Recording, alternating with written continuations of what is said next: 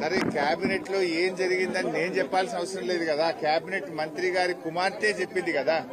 నిజాలు ఏంటిది అనేటువంటిది నేను చెప్పాల్సిన అవసరం లేదు. వారి మంత్రివర్గ కుటుంబ సభ్యులే ఉన్న విషయాలన్నీ కూడా బయట పెట్టారు. ముందు దాని మీద వాళ్ళకి సమాధానం చెప్పమనండి. గన్ను ఎవరు తెచ్చారో సమాధానం చెప్పమనండి.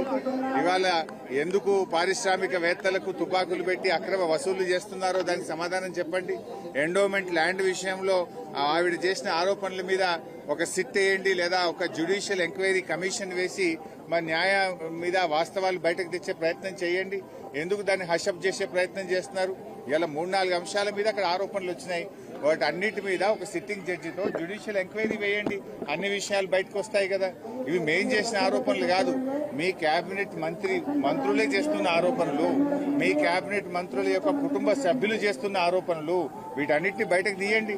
బయటకు రావాలి. నిజంగా మీరు తప్పు చేయలేదు అంటే, మీరు ఇలాంటి జరగలేదు అంటే విషయాలు బయటకు తీసుకురండి. తప్పు చేయకపోతే పోలీసులు మంత్రి గారింటికి ఎందుకు పోయారు?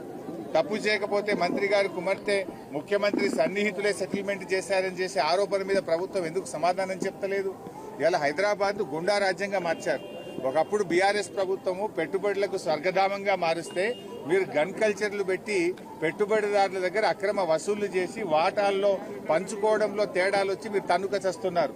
ఇవాళ పాలన చేస్తున్నారా, వాటాలు పంచుకోవడం కోసం మీలో మీరు తన్నుక చేస్తున్నారా? ప్రజలు బాధపడుతున్నారు, ప్రజలు ఆలోచిస్తున్నారు. బీఆర్ఎస్ హయాంలో రెడ్ కార్పెట్ వేసి పెట్టుబడిదారులను ఆహ్వానించింది బీఆర్ఎస్. కానీ ఈ రోజు మీరేం చేస్తున్నారు? ఆ పెట్టుబడిదారులను తుపాకులు పెట్టి బెదిరించి ఒక గన్ కల్చర్ ని తెచ్చారు మీరు. ఆ రోజు మేమేమో అగ్రికల్చర్ ను పెంచాం, మీరేమో గన్ కల్చర్ ను పెంచుతున్నారు. మీకు మాకున్న తేడా అదే.